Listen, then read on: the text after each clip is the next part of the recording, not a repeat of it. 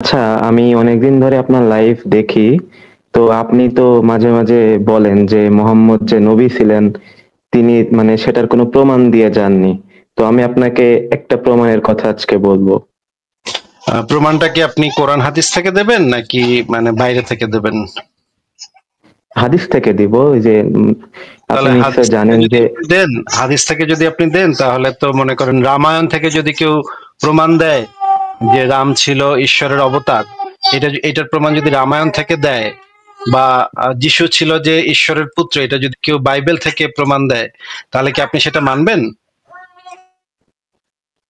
না, আমি ভাই ওই টপিকস নিয়ে আলোচনা করতে চাচ্ছি না। কোন আমি টপিকস নিয়ে এক্স্যাক্টলি আলোচনা মানে করতে চাচ্ছেন সেটা সেটা তো আমি জিজ্ঞেস করছি না, আপনাকে জিজ্ঞেস করছি যে একটু মনোযোগ দিয়ে আমার প্রশ্নটা শুনে ঠান্ডা মাথায় উত্তর দেন। কেউ যদি রামায়ণ থেকে রাম যে ঈশ্বরের অবতার এটার প্রমাণ দেয়, বা বাইবেল থেকে যদি এটা প্রমাণ দেয় যে যিশু হচ্ছে ঈশ্বরের পুত্র, এই প্রমাণটা যদি বাইবেল থেকে দেয়, এটাকে বলা হয় সার্কুলার রিজনিং।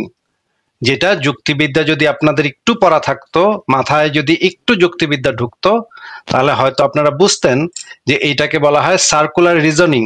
এইটা কোনো যুক্তি হতে পারে না। আপনার ধর্মগ্রন্থে লেখা আছে আপনার নবী নবী ছিল, এই জন্য আপনার নবী নবী। এইটা আপনার কোরআনে লেখা আছে যে আল্লাহ আছে, এই জন্য আল্লাহ আছে। এটাকে বলা হয় সার্কুলার রিজনিং। এটা এই সার্কুলার রিজনিং কাকে বলে এটা কি আপনি বোঝেন? চক্রাকার কুযুক্তি কাকে বলে বোঝেন? না ভাই, যুক্তিবিদ্যা সম্পর্কে আমার তেমন একটা আচ্ছা, ধারণা ঠিক নেই। আছে, আমি আপনাকে একটা উদাহরণ দেখাচ্ছি, দেখেন যে আহ, একটা উদাহরণ দেখাচ্ছি যে আমি আহ, যদি বলি যে আসিফ মহিউদ্দিন হইতেছে আল্লাহ পাকের বাপ। হুম। এখন আপনি নাউজুবিল্লাহ। বলেন, হ্যাঁ আপনি বলেন যে আসিফ সাহেব আপনি যেটা বললেন এটা প্রমাণ দেন, বলেন। আপনি তো প্রমাণ দিতে পারবেন না ভাই। বলেন বলেন না, আমাকে জিজ্ঞেস করেন। না ভাই, এটা একটা কুফরি কথাবার্তা না। আপনি আচ্ছা, কেমনে আল্লাহর জিজ্ঞেস বাপ? জিজ্ঞেস তো মানে তর্কের খাতিরে তো জিজ্ঞেস করতে পারেন, জিজ্ঞেস করেন। মানে জিজ্ঞেস করবো যে আপনি আল্লাহর বাপ, এটা? এটা প্রমাণ কি? আপনি আমাকে জিজ্ঞেস করেন এটা প্রমাণ কি, আপনি যেটা দাবি করতেছেন প্রমাণ কি? হ্যাঁ, আমি সেটাই। আচ্ছা ঠিক আছে, আপনি যে দাবিটা এই করলেন যে দেখেন, এই যে সেটা দেখেন, এই যে দেখেন আমার স্ট্রিমইয়ার্ডে, আমার স্ট্রিমইয়ার্ডের ব্যানারের নিচে লেখা আছে, দেখেন। দেখেন নিচে লেখা আসিফ মহিউদ্দিন আল্লাহ পাকের বাপ। দেখা যাচ্ছে ভাইটা?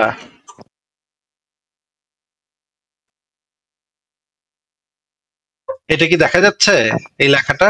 হ্যাঁ হ্যাঁ, দেখা যাচ্ছে। তো আমি এই লেখাটা দেখায় যদি আমি বলি যে এইটা হইতেছে এটার প্রমাণ যে আসিফ মহিউদ্দিন আল্লাহ পাকের বাপ, যেহেতু এই ব্যানারে দেখেন কত সুন্দর ভাবে বাংলায় কত সুন্দর লেখা আছে, কত সুন্দর অক্ষরে আসিফ মহিউদ্দিন আল্লাহ পাকের বাপ এটা লেখা আছে, এইটাই হইতেছে প্রমাণ আসিফ মহিউদ্দিন হইতেছে আল্লাহ পাকের বাপ। এখন এটা কেমন হইলো? এটা হইলো গিয়ে এটাকে যুক্তিবিদ্যার ভাষায় বলা হয় সার্কুলার রিজনিং, চক্রাকার কুযুক্তি। মানে হচ্ছে আমি নিজেই এই জিনিসটা লেখা আপনারে আমার দাবির সপক্ষে প্রমাণ দিলাম। মানে জিনিস লেখাটাও আমার, দাবিটাও আমার, এবং আমি প্রমাণ হিসেবে বললাম যে এই যে দেখেন ভাই আমার এই যে ব্যানারে লেখা আছে, এই যে মনে করেন স্পাইডারম্যান যে আছে, স্পাইডারম্যান পৃথিবীতে স্পাইডারম্যান বলে একটা সুপার হিরো আছে। কেউ যদি বলে স্পাইডারম্যান সুপার হিরোর প্রমাণ কি, তখন যদি যে স্পাইডারম্যানে বিশ্বাস করে সে যদি বলে ভাই স্পাইডারম্যান কমিক্সের ভিতরে ভাই লেখা আছে, ভাই ভাই লেখা আছে আমেরিকাতে স্পাইডারম্যান বইলা একটা সুপার হিরো আছে, সে আহ, সুতা বাইর করে করে আকাশে উড়ে। হ্যাঁ, এটা যদি সে স্পাইডারম্যান বই থেকে যদি সে প্রমাণ দেখায় যে এই যে দেখেন এই যে এই বইয়ের 16 নম্বর পৃষ্ঠাতে 3 নম্বর প্যারা লেখা আছে এ স্পাইডারম্যান আছে, দেখছেন ভাই দেখছেন, তার মানে প্রমাণ হইলো স্পাইডারম্যান আছে। কিন্তু স্পাইডারম্যান কমিক্সে স্পাইডারম্যান আছে এইটা লেখা থাকাটা তো স্পাইডারম্যান এর অস্তিত্বের সপক্ষে কোনো কোনো প্রমাণ হইতে পারে না। এটা কি আপনি বোঝেন? হম, অবশ্যই। কারণ কেউ যদি দাবি করে যে স্পাইডারম্যান আছে, তাহলে এই স্পাইডারম্যানের সপক্ষে তার প্রমাণ দিতে হবে। হ্যাঁ, এতটুকু আমি বুঝি। কিন্তু সে যদি বলে যে স্পাইডারম্যান কমিক্সে তো কতগুলো কমিক্সে লেখা আছে, হাজার হাজার কমিক্স বাইরেছে ভাই, হাজার হাজার কমিক্স বাইরেছে স্পাইডারম্যানের, সবগুলোতে লেখা আছে স্পাইডারম্যান আছে, তাহলে আপনি অবিশ্বাস করছেন কেন?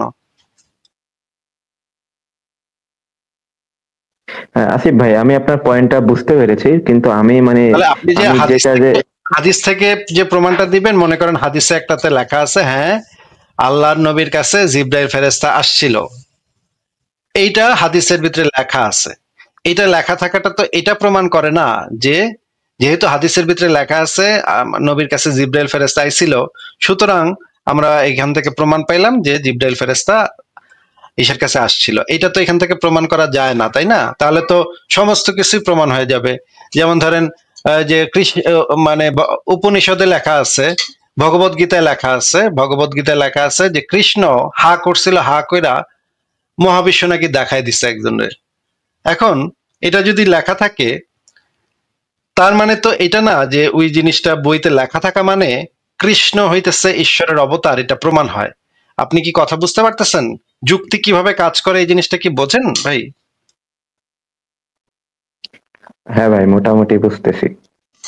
আপনার এটা মানে এই রকমের প্রমাণকে যদি আমি মেনে নেই, আচ্ছা ঠিক আছে, আমাগো ইব্রাহিম সাহেব এসে কইতাছে যে হাদিসের ভিতরে লেখা আছে আমাগো হযরত মুহাম্মদ নবী নবী আছিল, এটা তো হাদিসে লেখাই আছে, তাহলে তো বিশ্বাস করণই লাগবো। তাহলে তো এইটাও আমাদের বিশ্বাস করতে হবে যে কৃষ্ণ ঈশ্বরের অবতার ছিল, কারণ ভগবত গীতায় লেখা আছে, স্পষ্ট মহাভারতে লেখা আছে সে হইতেছে ঈশ্বরের অবতার।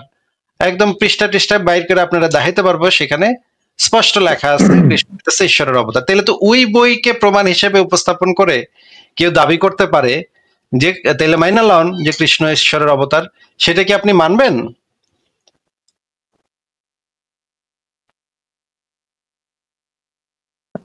আচ্ছা ভাই, মানে আমরা অন্যদিকে না যাই, আমি যেটা দিয়ে স্টার্ট করেছিলাম আমি মানে আমি ওই অন্য পয়েন্টটাতে কোনো দিকে থাকি। যাইনি, অন্য কোনো দিকে যাইনি, আমি একই জায়গাতে আছি।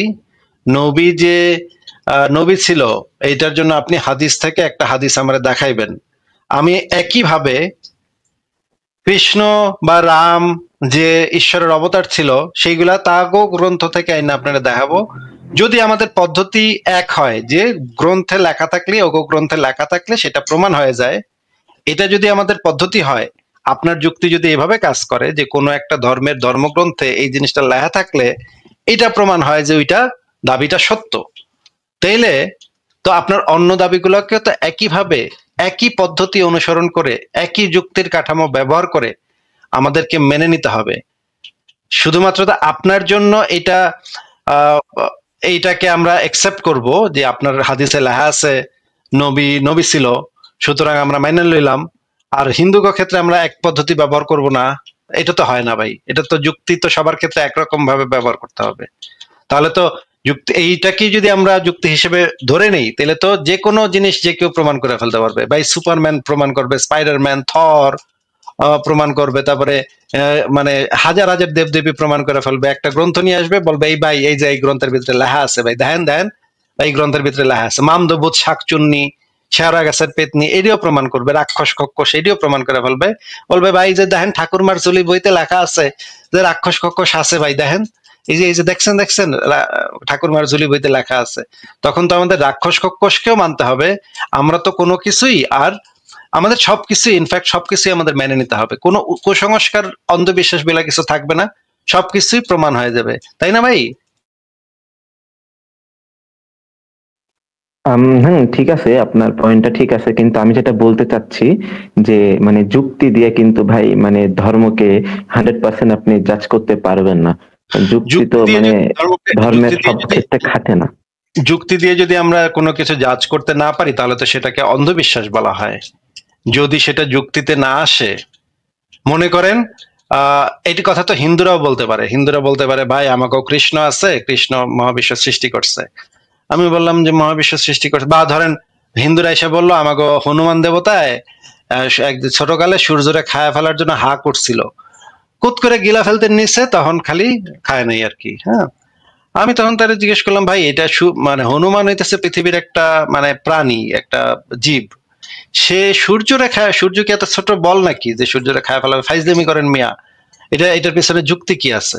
সে আমারে বললো যে ভাই সবকিছু তো ধর্মের সবকিছু তো যুক্তি দিয়ে চলবে না ভাই, আমার ধর্মটা অনেক ভালো, অনেক শান্তিপূর্ণ, কিন্তু এটা তো সব যুক্তি দিয়ে চলবে না ভাই, আমাকে বিশ্বাস করে লইতে হইব যে হনুমান দেবতা এই কাম করতে নিছিল। বা ধরেন হেগো মানে এই কি বিষ্ণুর না ব্রহ্মার নাকি 3টা মাথা, হ্যাঁ, আমি করলাম আবার গণেশের নাকি মানে এই যে হাতির মাথা, হ্যাঁ, গণেশের হইতেছে হাতির মাথা। আবার শিবলিঙ্গ নাকি, শিবের নাকি লিঙ্গ কাইটা ওই লিঙ্গ নাকি সারা মহাবিশ্ব ঘুরে বেড়াইছে, হ্যাঁ, ট্যাং টিং টিং টিং করে ঘুরে বেড়াইছে। আমি যখন জিজ্ঞেস করবো যে ভাই এগুলা কি মানে মানে নোংরা কথাবার্তা, বাজে কথাবার্তা, এইসব আপনাদের এই ধর্মের ভিতরে কত কুসংস্কার, কত বাজে আজে বাজে জিনিস, তখন তারা যদি আমাকে বলে ভাই ধর্মের সবকিছু তো ভাই যুক্তি দিয়ে চলবে না ভাই, ধর্ম তো ভাই এই যুক্তির উপরে নির্ভর করে না, ধর্ম তো, তখন কি ভাই আপনি একইভাবে মেনে নিবেন তার কথা যে ধর্ম যুক্তি দিয়ে চলবে না, নাকি শুধুমাত্র আপনার ধর্মে যখন আপনি আটকায় যাবেন অন্য ধর্মের ক্ষেত্রে কিন্তু আপনি ঠিকই যুক্তি ব্যবহার করবেন ভাই, হ্যাঁ, অন্য ধর্মের কথা যখন আপনি শুনবেন, অন্য ধর্মের কোনো অযৌক্তিক জিনিস যখন আপনি শুনবেন, তখন আপনি ঠিকই, আমি নিশ্চিত আপনি যুক্তি দিয়ে জিনিসটা চিন্তা করবেন। কিন্তু নিজের ধর্ম যখন আসবে তখন আপনি বলবেন যে ভাই আমার ধর্ম ভাই, ধর্ম তো ভাই যুক্তি দিয়ে চলবে না ভাই, ধর্ম তো ভাই যুক্তি ছাড়া মেনে নিতে হবে। কিন্তু অন্য ধর্মের বেলা আপনি ঠিকই যুক্তিকে ব্যবহার করবেন। ভাই আপনি আমাদেরকে বলেন তো হিন্দু ধর্মের যে কুসংস্কার, মানে কালী দেবী, শিব, ব্রহ্মা, বিষ্ণু, হনুমান দেবতা, মানে তারপরে গণেশ দেবতা, এই সমস্ত হাবি জাবি আলতু ফালতু কুসংস্কার, এগুলা শুনলে আপনার মনে হয় না যে হিন্দুরা কত কুসংস্কারাচ্ছন্ন, কত অন্ধবিশ্বাসী, এটা আপনার মনে হয় না?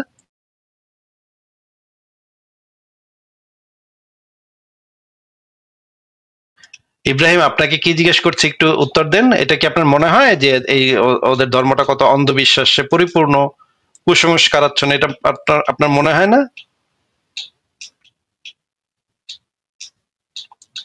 ইব্রাহিম আপনাকে জিজ্ঞেস করছে, আপনার তো আনমিউট করা আছে, আপনার কথা শোনা যাচ্ছে।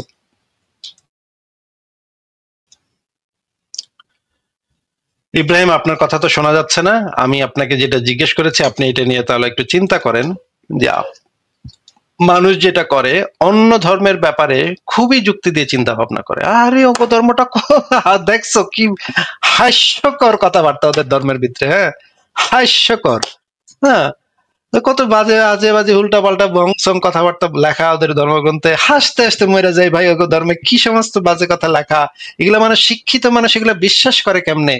এটা আপনি সবসময় বলবেন যে একটা শিক্ষিত মানুষ মূর্তিরে পূজা করে কেমনে, মূর্তির কি কোনো ক্ষমতা আছে ভাই?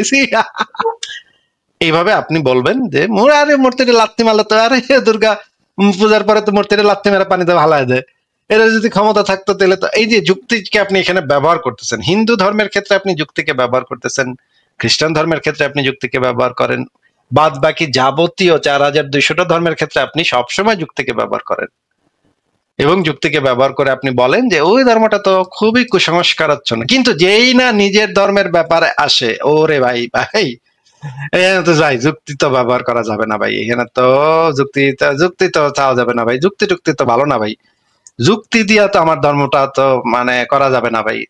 আমাদের আমাকে ভাই ধর্ম কি যুক্তি দিয়ে মানা যায়? কয় কি কন আপনি? তাহলে একই কথা তো হিন্দুরাও তো তাদের যে কুসংস্কারাচ্ছন্ন ধর্ম, অন্ধবিশ্বাসের কথাবার্তা, এগুলাও তো একই কথা বলতে পারে তারা, যে ভাই আমার ধর্মটা ভাই যুক্তি দিয়ে মানুষ যাবো না ভাই, এইটার ভিতরে অনেক ভুংসুং আছে। আচ্ছা, আপনি একটু বলেন তো ইব্রাহিম, আপনি কি এখন কথা বলতে পারবেন? একটু কথা বলেন তো।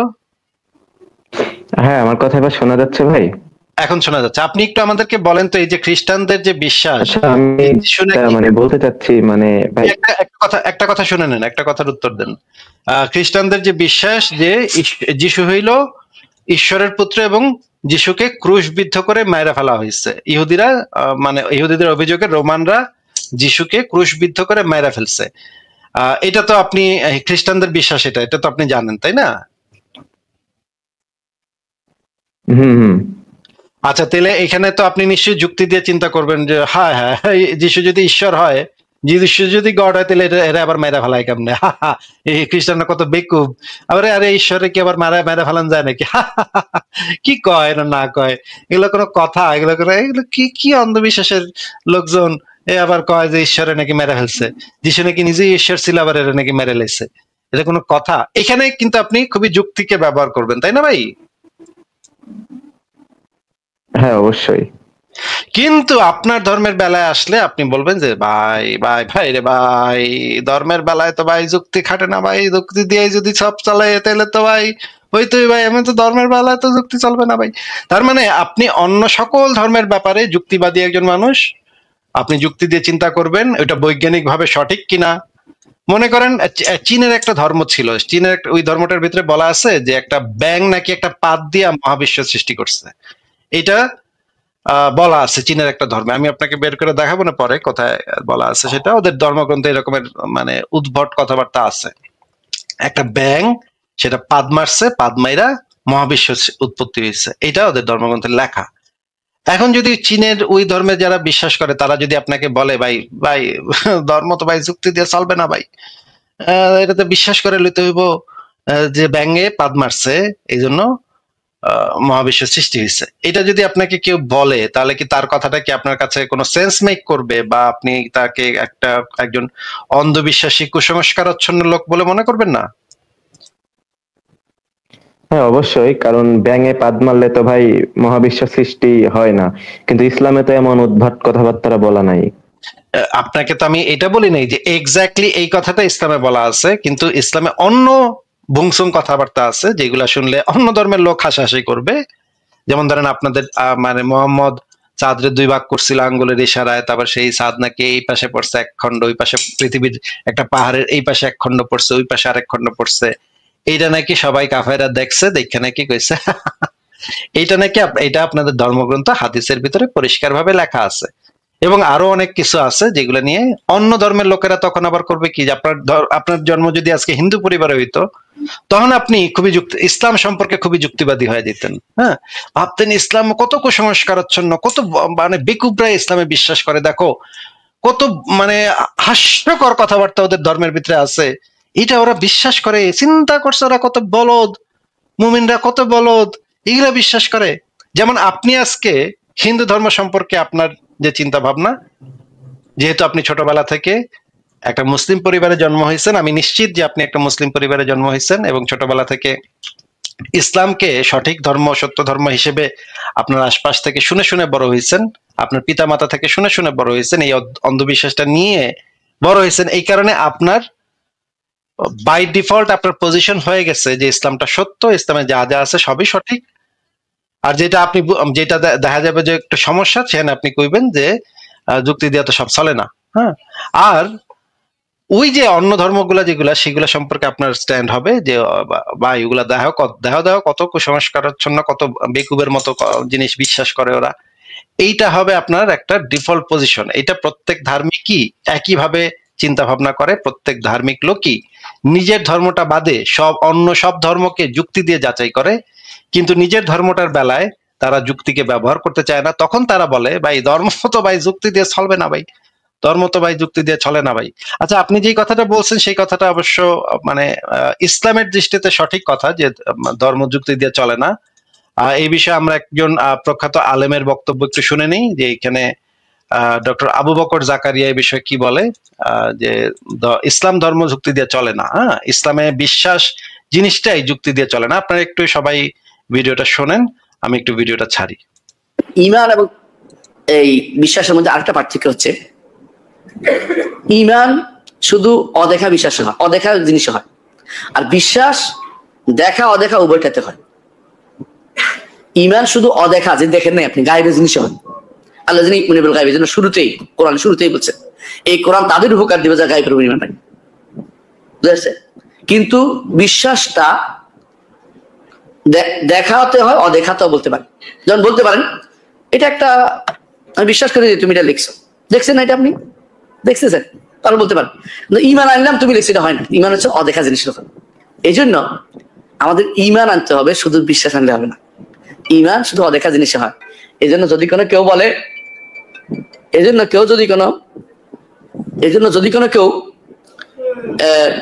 যদি কোনো কেউ মৃত্যুর সময় যখন ফেরেশতা দেখে ফেলে না, তখন বলে ঈমান আনলাম, ঈমান হবে?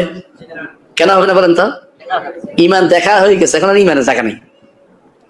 ফেরাউন যখন দেখছে যে ফেরেশতারা চাকতেছে তারা মরার জন্য, তখন মুখ খাও আমি মারলাম, আল্লাহ তাআলা ওই কখন কখন নাই কথা তুই দেখে বলছিস ফেরেশতা, বুঝছো তো?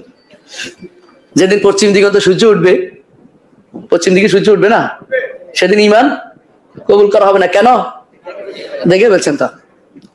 এই জন্য ঈমান আনতে হয় না দেখা অবস্থায়। এখন আমাদের ভাইরা অনেকেই দেখা যায় দুর্ভাগ্যবশত ঈমানের দেখাই ছাড়বে, এই জন্য বই লেখে, দেখেন না বই লিখছে, হ্যাঁ, প্যারাডক্সিক, করাডক্সিক, কত রকম ডক্সিক বেরোচ্ছে, এক একজন এক এক নাম দিয়ে ডক্সিক বের করতেছে, বলে যুক্তি দিয়ে ঈমান বানাইছে। যুক্তি দিলে ঈমানে হয় না, যুক্তি দিলে আরেকজন একটা যুক্তি দিতে পারবে, নেগেটিভ যুক্তি নিয়ে আসতে পারবে, সারা বছর চলতে থাকবে, পজিটিভ নেগেটিভ এটা না, বিনা দলিলে আল্লাহ এক, এটা হলো ঈমানদার। আল্লাহ বলছে, কোরআনে বলছে, রাসূল বলছে, হাদিসে বলছে, এটা দিয়ে ঈমান বিষয়টা আপনার সাব্যস্ত করতে হবে।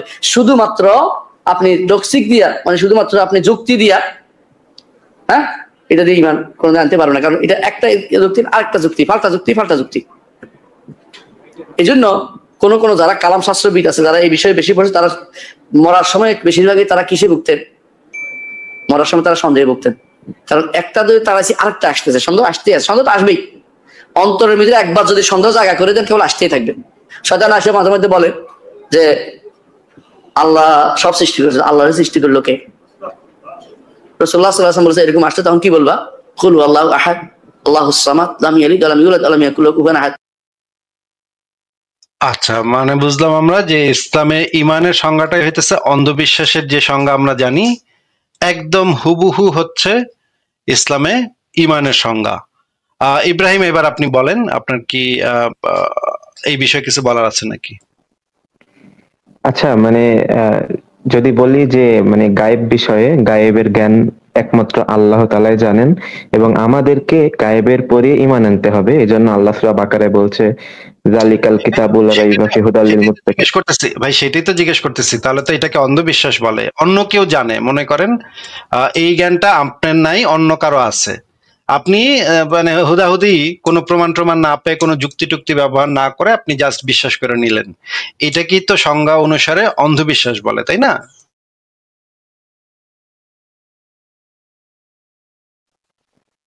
ঠিক অন্ধবিশ্বাস না। যদি আমরা একটু অন্ধবিশ্বাসের সংজ্ঞাটা যদি আমরা একটু দেখি, অন্ধবিশ্বাস কাকে বলে? যেটা যেটা যুক্তির উপরে নির্ভর করে না, সেটা কি তো অন্ধবিশ্বাস বলে? ভাই, এই অন্ধবিশ্বাসের সংজ্ঞা তো খুবই সহজ। সুপারস্টিশন কাকে বলে, কুসংস্কার কাকে বলে, ব্লাইন্ড ফেইথ কাকে বলে, এই জিনিসগুলা তো সবাই খুব ভালোভাবে জানে যে এই জিনিসগুলা যুক্তি প্রমাণের উপর নির্ভর করে না, যেগুলা শুধুমাত্র আপনার বিশ্বাসের উপর, অনেকে করে অনেকে করে না, সেগুলোর পেছনে কোনো যৌক্তিক কোনো নাই, পদ্ধতি নাই, যুক্তি দিয়ে আপনি সেটাকে সেই পর্যন্ত যাইতে পারবেন না, বা প্রমাণ দিয়ে আপনি সেই পর্যন্ত যাইতে পারবেন না, সেই জিনিসগুলাকে অন্ধবিশ্বাস বলে, তাই না? অন্ধবিশ্বাস তো এটাই। আচ্ছা, কয়েকটা অন্ধবিশ্বাসের প্রমাণ দেন তো আপনি, কি আপনার সাথে অন্ধবিশ্বাস নিয়ে তাহলে আগে একটু কথা বলে নিতে হবে। অন্ধবিশ্বাস কাকে বলে একটু বলেন তো ভাই। আচ্ছা আসিফ ভাই, আমি আপনাকে একটা প্রশ্ন করব। এটা একটু পরে করেন, আগে একটু অন্ধবিশ্বাস কাকে বলে, অন্ধবিশ্বাস কাকে বলে সেটা একটু আমাদেরকে বলেন তো। অন্ধবিশ্বাস বলতে যদি আমরা বুঝি, যেটা মানে সচরাচর যেটা আমরা বুঝি যে মানে প্রমাণ ছাড়া কোনো কিছুকে অন্ধভাবে বিশ্বাস করে নেওয়া। যুক্তি বা প্রমাণ ছাড়া, হ্যাঁ, যুক্তি বা প্রমাণ ছাড়া যদি আপনি কোনো কিছুকে বিশ্বাস করে নেন, সেটাকে অন্ধবিশ্বাস বলে, তাই না? যেমন ধরেন আপনি ছোটবেলা থেকে হয়তো শুনছেন যে কালো বিড়াল হইতেছে অশুভ লক্ষণ। মনে করেন মানে ছোটবেলা আমার মা আমারে শিখাইছিল যে তুই পরীক্ষার আগে সিদ্ধ ডিম খাইস না, দিলে পরীক্ষাতে লাড্ডা পাবি। এটা শিখেছিল, এটা একটা কুসংস্কার, এটা একটা অন্ধবিশ্বাস, তাই না?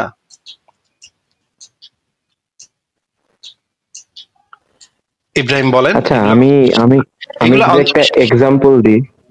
এগুলা অন্ধবিশ্বাস কিনা এটা একটু বলেন, এই জিনিসগুলো অন্ধবিশ্বাস কিনা? হ্যাঁ, এগুলো অন্ধবিশ্বাস। তারপরে শেওড়া গাছের পেতনি, মামদ ভূত, এগুলো অন্ধবিশ্বাস কিনা? হ্যাঁ, অবশ্যই এগুলো অন্ধবিশ্বাস।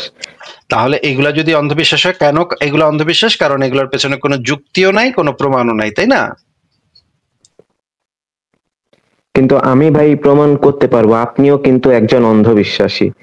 আচ্ছা, আপনিও কিন্তু অন্ধবিশ্বাস করেন। যদি আপনি অন্ধবিশ্বাসী প্রমাণ করতে পারেন, তাহলে তো আপনি আসিফ মহিউদ্দিনকে অন্ধবিশ্বাসী প্রমাণ করতে পারলেন, তাতে তো আপনার অন্ধবিশ্বাসটা কোনো যৌক্তিক বিশ্বাসে পরিণত হইল না।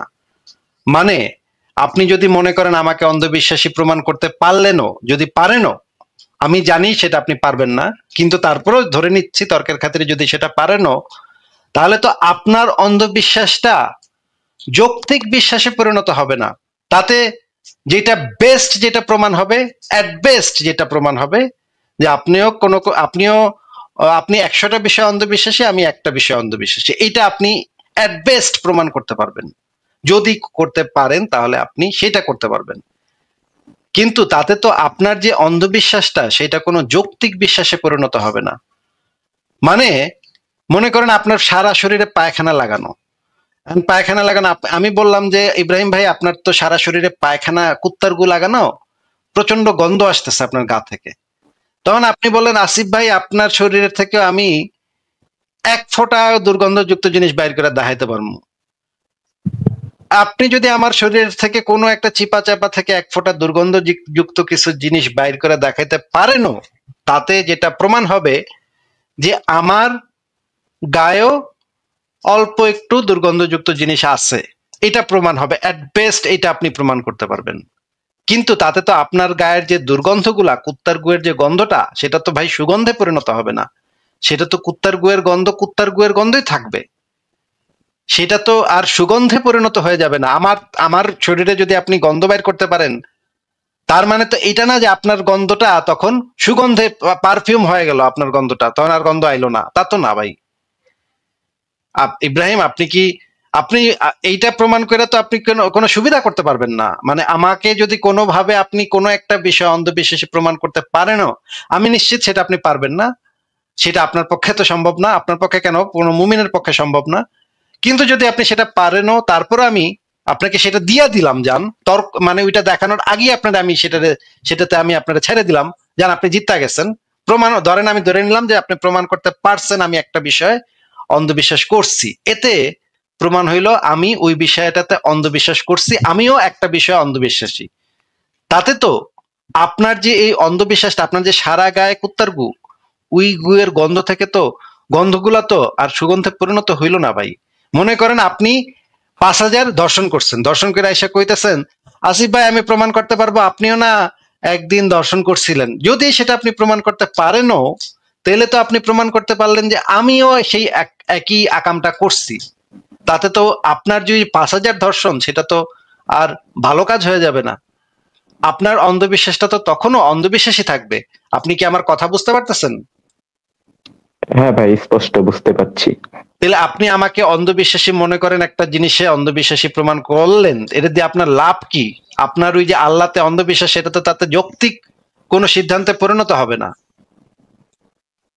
তাহলে আপনি যে বিষয়টা অন্ধবিশ্বাস করবেন, কিন্তু আপনি এক্স্যাক্টলি ওটা বলতে পারবেন না যে এটা যৌক্তিক কিংবা অযৌক্তিক। আপনার কাছে এটা যৌক্তিক মনে হতেও পারে, নাও পারে। আমি এমন একটা এক্সাম্পল চাইলে আমি আপনাকে দিতে পারবো। হয়তো আপনি বলবেন যে ভাই আপনি কি আবার আপনার বাবা মারে বা আপনার বাপ, যে আপনার বাপ এটাকে আপনি বিশ্বাস করেন?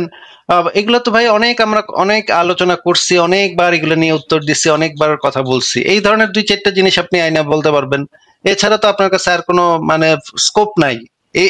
এগুলাও অন্ধবিশ্বাসের অন্তর্ভুক্ত না, সেটা আমি প্রমাণ করে দিতে পারবো যে এগুলো অন্ধবিশ্বাসের অন্তর্ভুক্ত না।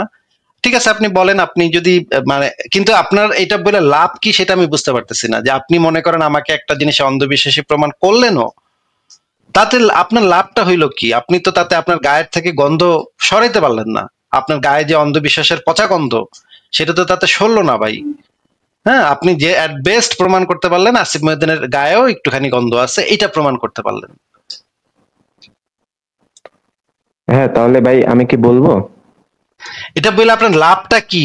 আপনার অন্ধবিশ্বাসটা তো তাতে মানে যৌক্তিক বিশ্বাসে পরিণত হচ্ছে না। মনে করেন করলেন, তাহলে আমি তো দিয়ে দিলাম, আপনারা করছেন, যান মেনে নিলাম। আমি একটা বিষয় মনে করেন বিষয় আমি অন্ধবিশ্বাস করি, এটা আমি মেনে নিলাম, তর্কের খাতিরে আমি মেনে নিলাম, কিন্তু তাতে আপনার লাভটা কি হইলো? আপনি কি আপনার ধর্ম বিশ্বাসটাকে যৌক্তিক বিশ্বাস প্রমাণ করতে পারলেন?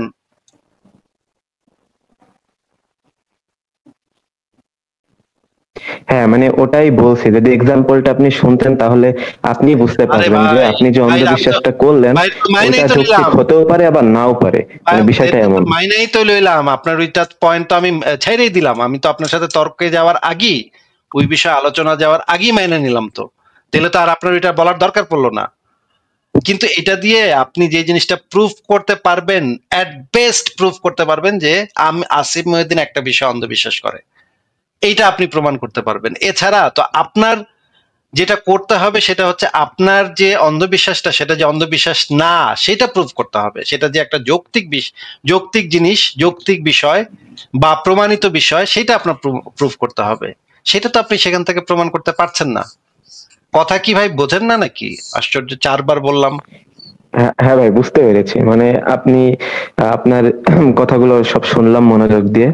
তো আমার মানে একটাই পয়েন্ট যে মানে আপনি যদি অন্ধবিশ্বাস বলেন বলতে পারেন, কিন্তু আসলে যুক্তি দিয়ে এগুলো আরে আমি মানে কোথায় ধর্মকে বললাম, জাজ করা পসিবল না। ভাই আমি কোথায় বললাম? আপনি তো বললেন যে আপনার ধর্মটা যুক্তি দিয়ে জাজ করা সম্ভব না। তাহলে তো এইটা তো বাই ডেফিনেশন এটাকে অন্ধবিশ্বাস বলে, অন্ধবিশ্বাসের সংজ্ঞাই তো এটা। হ্যাঁ, এটা অন্ধবিশ্বাস হতেই পারে। তাহলে আমাকে আপনি কেন বলতেছেন যে আপনার কাছে অন্ধবিশ্বাস হতেই পারে? আরে ভাই, আমার কাছে অন্ধবিশ্বাস কথা, আপনার কাছেই তো অন্ধবিশ্বাস। এটা আপনিই তো বলতেছেন যে যুক্তি দিয়ে জাজ করা সম্ভব না, যেটা একই কথা যেটা হিন্দুরা বলে, যেটা একই কথা আফ্রিকার পুঙ্গা পুঙ্গা ধর্মের অনুসারীরা একই কথা বলে, যে ধর্ম যুক্তি দিয়ে এগুলা করা সম্ভব না। আমরা শুয়ারের মতো একটা দেবতার পূজা করি। আমি যদি জিজ্ঞেস করি ভাই তোমাকে দেবতার চেহারা এরকম শুয়ারের মতো কেন, বলবে ভাই এই যে যুক্তি দিয়া ভাই, আমাকে ধর্মটা ভাই যুক্তি দিয়া ভাই করণ সম্ভব না ভাই, এত যুক্তি টুক্তি করেন কেন ভাই, আমরা তো যুক্তি টুক্তি মানি না ভাই, আমার ধর্ম তো আছে, আমাকে ধর্ম কইছে এই জন্য আমরা করি ভাই, আমরা তো এত যুক্তি টুক্তি বিশ্বাস করি না, যুক্তি টুক্তি মানি না আমরা। হ্যাঁ, এটা তো ভাই যে কোনো ধর্মের মানে বলদ, চুনাহাগা, অশিক্ষিত মূর্খরা একই কথাই বলবে। মানে আপনারা নাস্তিকেরা মানে সবকিছু যুক্তি প্রমাণের উপরে মানে বেস্ট করে চলেন। যুক্তি প্রমাণের উপর বেস করে চলাটাই তো প্রত্যেক নাস্তিকের কথা তো আমি বলতে পারবো না, অনেক নাস্তিক এরকম থাকতে পারে যারা হয়তো আরেকটা বিষয় সে একটু কুসংস্কারাচ্ছন্ন বা একটু অন্ধবিশ্বাসী হইতে পারে, আমি তো জানি না ভাই, সব নাস্তিকের মনের খবর তো আমার জানা সম্ভব না। কিন্তু এইটাই তো একটা যৌক্তিক অবস্থান, যে আমরা যে জিনিসটা, যে দাবিটা শুনবো সেই দাবিটা সম্পর্কে আমরা যুক্তি প্রমাণ দিয়ে আমরা সিদ্ধান্ত নিব যে এই জিনিসটা যুক্তিযুক্ত কিনা, এই জিনিসটার সপক্ষে প্রমাণ আছে কিনা, এই জিনিসটার সপক্ষে যুক্তি আছে কিনা। যদি আমরা যুক্তি এবং প্রমাণ পাই তখন আমরা সেই জিনিসটাকে অ্যাকসেপ্ট করব, আর যদি যুক্তি এবং প্রমাণ না পাই তখন আমরা সেই জিনিসটাকে রিজেক্ট করব, কারণ এটার সপক্ষে যথেষ্ট যুক্তি প্রমাণ নাই। এইটাই তো একজন যুক্তিবাদী মানুষের, একজন চিন্তাশীল মানুষের, একজন শিক্ষিত মানুষের, একজন জ্ঞানী মানুষের চরিত্র হওয়া উচিত, যুক্তির উপরে নির্ভর করে সিদ্ধান্ত নেওয়া। আমরা যদি যুক্তি ছাড়া, যদি যুক্তিরে বাদ দিয়ে যদি আমরা সিদ্ধান্ত নিতে শুরু করি, তাহলে তো ভাই কালকে কালী দেবীর উপাসনাকারীরা এসে আমার বলবে কালী দেবী আছে, তখন আমার যুক্তি ছাড়া মেনে নিতে হবে, হ ভাই তোমার কালী দেবী আছে, ঠিকই কইছো, তাই না ভাই? অবশ্যই। তাহলে আপনার অন্ধবিশ্বাসটা যে হিন্দুর অন্ধবিশ্বাস থেকে আলাদা, দুইটাই তো অন্ধবিশ্বাস, ওদেরও কোনো যুক্তি নেই, আপনার কাছেও কোনো যুক্তি নেই, কোনো যুক্তি নেই, কোনো প্রমাণ নাই। তাইলে এই জিনিসটা যদি আমরা মানে আইডেন্টিফাই করতে না পারি, এই জিনিসটা কোনটা সঠিক কোনটা সত্য সেটা আইডেন্টিফাই করার একমাত্র পদ্ধতি হচ্ছে যুক্তি প্রমাণ দিয়ে সিদ্ধান্ত নেওয়া। অন্ধবিশ্বাস দিয়ে যদি আমরা সিদ্ধান্ত নেই তাহলে তো কালী দেবী সত্য হয়ে যাবে, শিব দেবতা সত্য হয়ে যাবে, জিউস দেবতা সত্য হয়ে যাবে, মিশরের যে দেবদেবী সেগুলো সত্য হয়ে যাবে, চীনের যে দেবদেবী, বঙ্গ সারা পৃথিবীতে ভাই লাখ লাখ কোটি কোটি দেবদেবী, এগুলো সবগুলা এসে দাবি করবে ভাই যুক্তি ছাড়া মাইনে লও আমারে, তখন আমার মেনে নিতে হবে। আমি যদি যুক্তি ছাড়াই মেনে নিই তাহলে তো সব ধর্ম সত্য হয়ে যাবে, মামদবুত সত্য হয়ে যাবে, শাকচুন্নি সত্য হয়ে যাবে, শেওড়া গাছের পেত্তি সত্য হয়ে যাবে, আর যাবতীয় যা জিনিস আছে পৃথিবীতে সব সত্য হয়ে যাবে যদি যুক্তি বাদ দিই আমি। যুক্তিটাই তো আমার কাছে সেই ফিল্টার, সেই ছাঁকনি। চা যখন মানে সে রান্না করেন তখন একটা ছাঁকনি দিয়ে চা পাতাগুলা আপনি ছাঁকনি দিয়ে ছাইকা ফেলেন, তাই না ভাই? হ্যাঁ অবশ্যই। আচ্ছা মনে করেন এরকম এরকম যুক্তিটাই তো, যুক্তি প্রমাণিত আমার কাছে সেই ছাঁকনিটা, যে ছাঁকনিটা দিয়ে আমি অন্ধবিশ্বাসগুলাকে আলাদা করে ফেলতে পারবো এবং সেটার ভিতর দিয়ে যেটা যৌক্তিক, যেটা প্রমাণিত, সেটাকে আমি যাইতে দিতে পারবো। আমার কাছে যুক্তি এবং প্রমাণটাই তো সেই ছাকনিটা। সেই ছাকনিটাই যদি আমি বাদ দিয়ে দিই, আমি যদি বলি যে না ভাই এটা যুক্তি দিয়ে, তাহলে তো আমি আর আলাদা করতে পারবো না কোনটা। তাইলে তো সবকিছু চায়ের কাপে আমার পড়ে যাবে, সব চায়ের পাতা টাতা শুদ্ধা সবকিছু চায়ের কাপে পড়ে যাবে। আচ্ছা, তাহলে মনে করেন আপনি একটা রাস্তায় মানে গাড়ি চালাচ্ছেন, গাড়ি চালাইতে চালাইতে সামনের দিকে যাচ্ছেন। এবার রাস্তার অপোজিট পাশ থেকে একটা লোক, সেও গাড়ি থেকে আসছে। তো গাড়ি থেকে সে আপনাকে দাঁড়ান করে বলল, আসিফ মহিউদ্দিন তুমি সামনের দিকে যেও না, কারণ সামনের দিকে সন্ত্রাসীরা হামলা করতেছে, সেখানে আগুন ধরায় দিচ্ছে, গাড়ি টাড়ি সব পুড়ায় ফেলছে, ভাঙচুর করছে, তুমি সামনের দিকে যেও না। তো তখন সেই লোকটা যখন আপনাকে এই কথাটা বলবে, তখন আপনি কি করবেন? মানে সেটা কি তার কথাটা অন্ধভাবে মেনে নিয়ে আপনি গাড়িটা ঘুরিয়ে বাসার দিকে চলে আসবেন, নাকি সেটা যাচাই বাছাই করার জন্য ওই জায়গায় গিয়ে উপস্থিত হবেন যে আসলে তারা ভাঙচুর করছে কিনা, আগুন দিয়ে পুড়িয়ে দিচ্ছে কিনা? এটা করবেন আপনি? কোনটা করবেন বলেন? আমি যেটা করব, সেই ব্যক্তিটা, যেই ব্যক্তিটা এই কথাটা বলতেছে, সেই ব্যক্তিটার ক্রেডিবিলিটি চেক করব। সেই ব্যক্তিটার সম্পর্কে আমার আস্থা আছে কিনা। সেই ব্যক্তিটা যদি এরকম আমি জানি যে সে একজন গুরুত্বপূর্ণ একজন ব্যক্তি, যে হ্যাঁ, মনে করেন সে একজন আননোন পারসন, তখন কি করবেন? আননোন পার্সন হলে তার কথা আমি মানবো না। সে এই রকমের মানে বুংচুং কথাবার্তা যে কেউ বলতে পারে, তার কথা তো আমি তার কথা মাইনা নেয়ার, অচেনা একজন ব্যক্তি অচেনা একটা কথাবার্তা বলতেছে, সেটা মাইনা নেয়ার কোনো সম্ভাবনাই নেই। তারপরে যদি এটা বাংলাদেশের মতো দেশ হয়, তাহলে হয়তো আমার কাছে মনে হবে হ্যাঁ, রাস্তাঘাটে এরকমের ভাঙচুর হইতে পারে, হওয়াটা সম্ভব। আমি অনেক কিছু বিচার বিবেচনা করব সেই ক্ষেত্রে, যে বাংলাদেশের মতো দেশ কিনা, ঢাকা শহরের মতো জায়গা কিনা, সেখানে রাজনৈতিক পরিস্থিতি কি, এখনকার রাজনৈতিক অবস্থা কি। যদি আমি জার্মানিতে থাকি, জার্মানিতে যদি কেউ এই কথা বলে, তাহলে আমি তার কথা মানবো না। জার্মানিতে ভাই এই ধরনের ঘটনা ঘটা খুবই রেয়ার কেস হবে, খুবই অস্বাভাবিক কেস হবে। এবং যদি এই ধরনের ঘটনা ঘটেও, পুলিশ 3 মিনিটের মধ্যে সেখানে উপস্থিত হয়ে একদম সব সিধা করে ফেলাবে। সুতরাং আমার কোনো টেনশন নাই, আমি খুব সুন্দরভাবে গাড়ি চালা চলে যাব। কারণ এখানে এটা একটা সভ্য দেশ, এই দেশে এইভাবে রাস্তায় মানে বাইরে হইয়া ভাঙচুর করতেছে এত এত মানে কারোর নাই। হ্যাঁ, এই কারণে আমি যে রাষ্ট্রে থাকি, জার্মানি, সেই রাষ্ট্রের উপর আমার আস্থা আছে। এই রাষ্ট্রের যে পুলিশ, তাদের উপর আমার আস্থা আছে যে তারা আমার নাগরিক হিসেবে আমার সুযোগ সুবিধা দেখভাল করার জন্য সর্বোচ্চটা করবে, আমাকে প্রোটেক্ট করার জন্য, আমাকে মানে নিরাপদ করার জন্য তারা সর্বোচ্চ কিছু করবে, এটা আমি নিশ্চিতভাবে জানি। এই কারণে আমি নিশ্চিন্তে গাড়ি চালায় যাব। যদি না সরকারি কোনো নির্দেশনা আমার কাছে থাকে, যদি সরকারি কোনো নির্দেশনা থাকে, মানে এই দেশে আপনার মোবাইল অ্যাপে সরকার থেকে বিভিন্ন ধরনের ইনফরমেশন পাঠানো হয়। যদি দেখা যায় যে এখানে কোনো একটা বিপদ ঘটছে, তাহলে সরকারই আপনাকে মোবাইলের মাধ্যমে সেই জিনিসটা জানাবে। তখন যদি সরকার থেকে এই জিনিসটা আসে, সেটার যেহেতু এটা একটা ক্রেডিবল জিনিস, এটার একটা অথেন্টিসিটি আছে, সেহেতু আমি সাথে সাথে গাড়ি ঘুরে চলে আসবো। কারণ সরকারি প্রজ্ঞাপন জারি হয়েছে এই বিষয়ে তখন আর আমার কোনো সন্দেহ থাকবে না যে জার্মান সরকার, নিশ্চয়ই জার্মান সরকারের, আমার পূর্ব অভিজ্ঞতা এটাই বলে যে জার্মান সরকার হুদাহুদি এই কথাটা বলবে না। বা ধরেন একটা জার্মান সরকার যেটা করে, কোন একটা খাবারে যদি কোনো বিষক্রিয়া পাওয়া যায়, এমনকি আমাদের যে পানি খাই আমরা, সেই পানি প্রতি মাসে এসে চেক করে দেয় সেই পানিতে কোনো বিষাক্ত দ্রব্য আছে কিনা।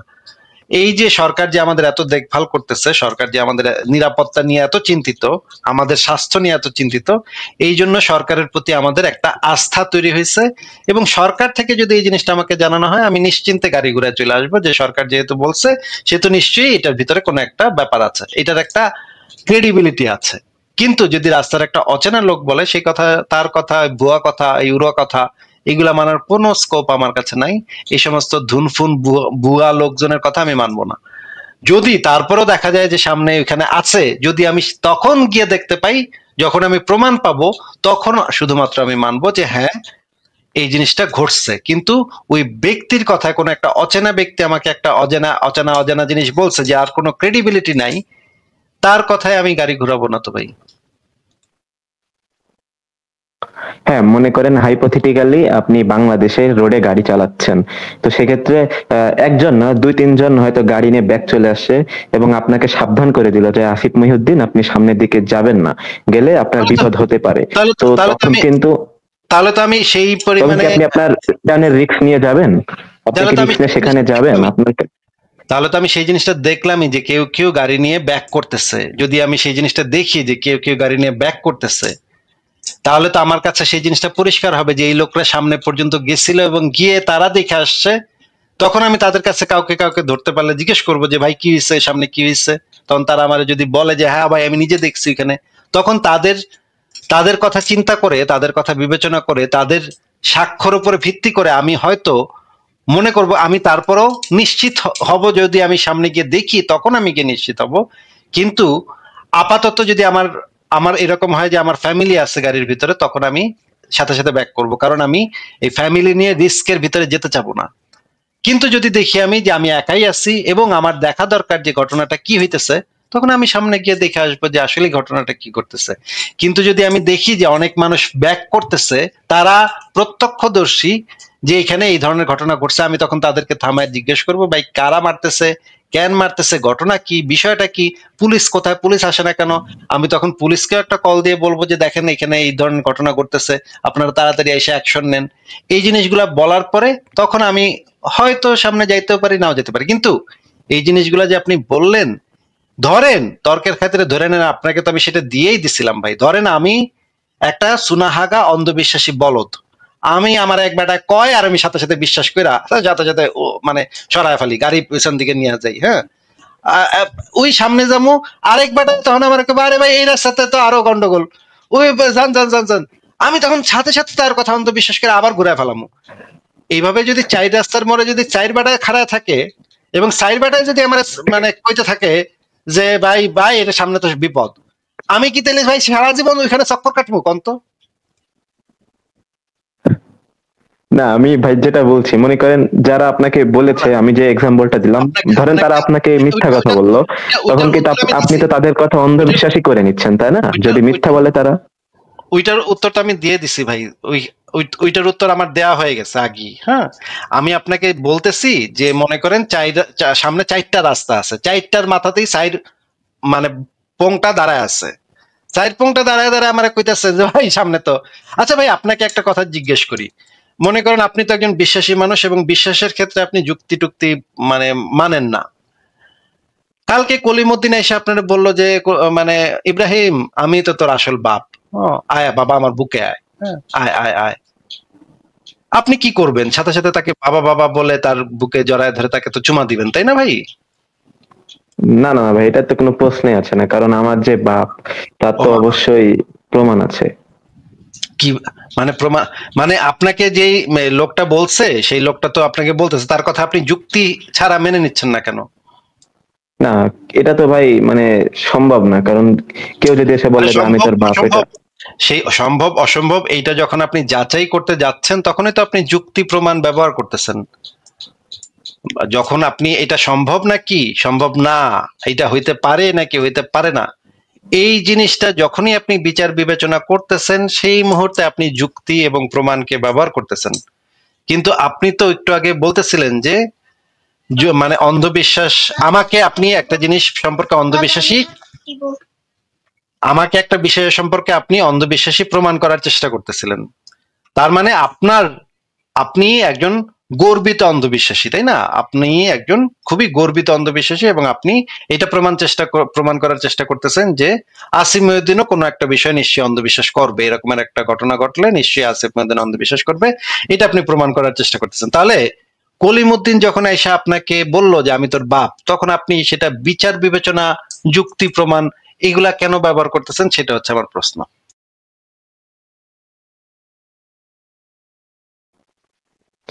না, অবশ্যই যদি সে দাবি করে তাহলে যে আমি তোমার বাপ, তাহলে সে মানে কোন বিষয়ের উপরে বেস্ট করে এটা দাবি করলো, তার তো এটা এগুলা বলতে তো হবে তাহলে তো যে। যুক্তি প্রমাণে চলে গেল, তো জিনিসটা তো তখন যুক্তি বলতে ভাই প্রমাণে। ডিএনএ টেস্ট করে, তখন আমি ডিএনএ আরে টেস্ট সেটা তো করব। প্রমাণে চলে গেল, আপনি বারবার ঘুরায় ফিরে সেই যুক্তি প্রমাণে যাচ্ছেন কেন? আপনি তাকে অন্ধভাবে বিশ্বাস করবেন না কেন সেটা জিজ্ঞেস করেছি।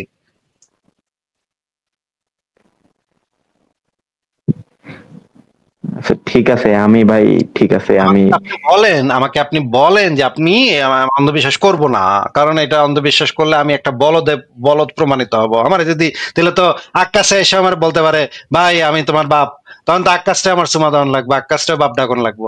এইভাবে ভাই সারা বাজারের সব লোক যদি আমার বাপ দাবি করে, আমার তো সবাই বাপ কন লাগবো। এটা কি ভাই সম্ভব? এটা আপনি বলেন তাহলে। না না ভাই, এইটা আমি কখনোই বলি না, এবং আপনার মানে পয়েন্টটা ঠিক আছে। তাহলে তার মানে আপনি প্রত্যেকটা ক্ষেত্রে যুক্তিকে প্রায়োরিটি দেন নাকি? যুক্তি প্রমাণকে আপনি প্রায়োরিটি তো দেন নাকি? হ্যাঁ হ্যাঁ, এটা ঠিক যে আমি অনেক ক্ষেত্রে যুক্তিকে প্রায়োরিটি দিই, তবে কিন্তু যে ধর্মের বিষয়। ধর্মের ক্ষেত্রে খালি আপনি অন্ধবিশ্বাসকে প্রায়োরিটি দেন, বাদ বাকি সমস্ত। আচ্ছা, আপনি যে একটা মাছ কিনতে গেছেন, বাজারে মাছ কিনতে গিয়ে দেখেন যে আপনার যুক্তি প্রমাণ বলতেছে, মাছ টিপা টুপা দেখলেন যে মাছের এটা একটু নষ্ট নষ্ট লাগতেছে, কয়েকদিনের পুরান পুরান মনে হইতেছে, কিন্তু যে মাছ বিক্রেতা সে আপনারা কইছে ভাই আল্লাহর কসম কইতাছি ভাই, ভাই আল্লাহর কসম কইতাছে একেবারে ফ্রেশ তাজা নদীর মাছ মাত্র ধইরা নিয়ে আসছি, একেবারে জ্যান্ত, দেখেন দেখেন জ্যান্ত, একেবারে জেতা। কিন্তু আপনি একটু টিপ দিয়ে বুঝলেন এটা নিশ্চয়ই 1 মাস আগের মাছ, এবং এটা থেকে পচা গন্ধ একটু বেরিয়েছে। এখন কিন্তু আপনাকে মাছের দোকানদার কইতেছে যে ভাই আল্লাহর কসম ভাই, ভাই এখানে যুক্তি টুক্তি ব্যবহার করেন না ভাই, আল্লাহর কসম ভাই, আমি দেখেন আমি আল্লাহর কসম দিছি না, আল্লাহর কসম দিয়ে কি কেউ মিছা কথা কইতে পারে? আল্লাহর কসম ভাই, এই মাছ একের মাত্র ধরে আনছি। এই কথা বলার পর আপনি তার কথা অন্ধবিশ্বাস করবেন নাকি যুক্তিকে প্রায়োরিটি দিবেন? না, অবশ্যই এখানেও আমি যুক্তিকে প্রায়োরিটি দেব, কারণ আমি স্পষ্ট ধর্মের দেখতে ক্ষেত্রে পাচ্ছি যে এটা পচা মাছ। তাহলে আমি, সে আল্লাহর কসম বলুক, সে ভগবানের কসম বলুক, সে যার কসমই বলুক, আমি আমার মানে যেটা আমার কাছে মানে রাইট মনে হবে আমি সেটাই তো বলবো। কিন্তু ধর্মের ক্ষেত্রে না আপনি মানে যুক্তিকে তো আর মানেন না, তখন তো যুক্তিটা বন্ধ হয়ে যায়। আসলে ভাই মানে যুক্তি বলতে, এখন আমরা একটা ধর্মের পরিবারে বড় হয়েছি, আমাদের অবশ্যই এই ধর্ম শিক্ষাগুলো মানে গ্রহণ করতে হয়েছে। তো সেক্ষেত্রে মানে ধর্মগ্রন্থগুলো পড়েছি কম বেশি। তো সেক্ষেত্রে ভাই যতটুকু বুঝতে পারছি যে মানে যুক্তিতে আসলে ধর্মকে পুরোপুরি জাজ করা পসিবল না। পুরোপুরি জাজ করা মানে কি? আমি তো দেখি ধর্মকে যুক্তি দিয়ে কোনোভাবেই জাজ করা পসিবল না। আচ্ছা, মানে আপনার ধর্মের যে প্রধান 6টা জিনিস, যে জিনিসগুলাকে বিশ্বাস করতে হয়, সেই 6টা জিনিসের একটা জিনিসকেও আপনি মানে যুক্তি দিয়ে জাজ করতে পারবেন না। আচ্ছা, আপনাকে আমি তাহলে একটা জিনিস বলি, আপনি আমাদেরকে একটু বলেন তো, এই হাদিসটা একটু আমাদেরকে একটু পড়ে শোনাবেন ইব্রাহিম সাহেব? এই হাদিস, আচ্ছা ঠিক আছে। ওই রেড মার্ক করা ওইটা পড়বো নাকি সবটা পড়বো? আপনি চাইলে সবটাই পড়েন। লালটুকু পড়েন, লালটুকু। ওমর প্রশ্ন করেন, এখান থেকে পড়েন। ওমর রাদিয়াল্লাহু আনহু প্রশ্ন করেন, হে আল্লাহর রাসূল সাল্লাল্লাহু আলাইহি সাল্লাম, আমলের ক্ষেত্রে আপনার অভিমত কি? আমরা যেসব কাজ করি তা কি নতুন ভাবে ঘটলো, না আগে থেকেই নির্ধারিত হয়ে আছে? তিনি বললেন, হে খাত্তাবের পুত্র, তা আগে থেকে নির্ধারিত হয়ে আছে, আর সকলের করণীয় বিষয় সহজ করে রাখা হয়েছে। যারা সৌভাগ্যবানদের অন্তর্ভুক্ত তারা অবশ্যই সওয়াবের কাজ সম্পাদন করে, আর যারা দুর্ভাগ্যবানদের অন্তর্ভুক্ত তারা দুর্ভাগ্যজনক কাজই সম্পন্ন করে থাকে। সহিহুল জান্নাহ। আচ্ছা, হ্যাঁ এটা ভাই, একটা পড়েছি। হাদিস। এই হাদিসটা আমাদেরকে একটু বুঝায় বলেন তো, এখানে কি বলা হয়েছে?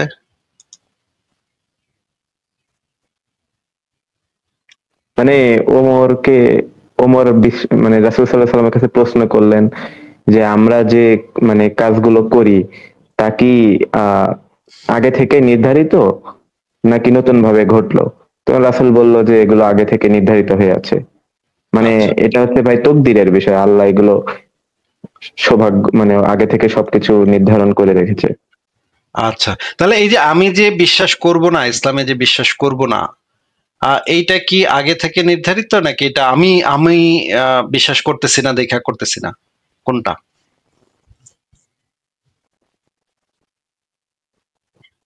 কিন্তু ভাই আল্লাহ তো আমাদেরকে মেধা শক্তি দিয়েছে যাচাই করার জন্য, এবং না, মেধা শক্তিও দোয়ার দেয়। মাধ্যমে আচ্ছা তো ভাই তকদিরকেও মানে আচ্ছা, ঠিক পাল্টানো আছে, সম্ভব।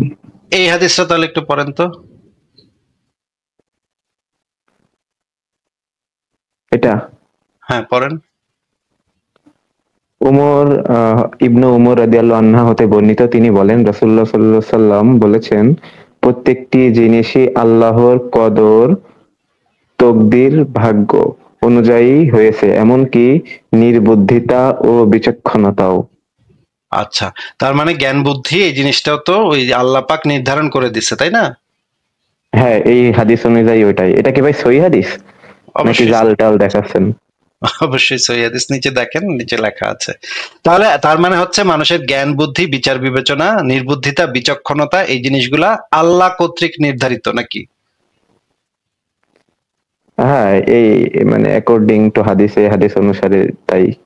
আচ্ছা, তাহলে আপনি যে একটু আগে বললেন আমাদেরকে জ্ঞান বুদ্ধি দিয়েছে, না সবাইকে তো সমান জ্ঞান বুদ্ধি আল্লাহ দেয় নাই, এই হাদিসেই দেখা যাচ্ছে।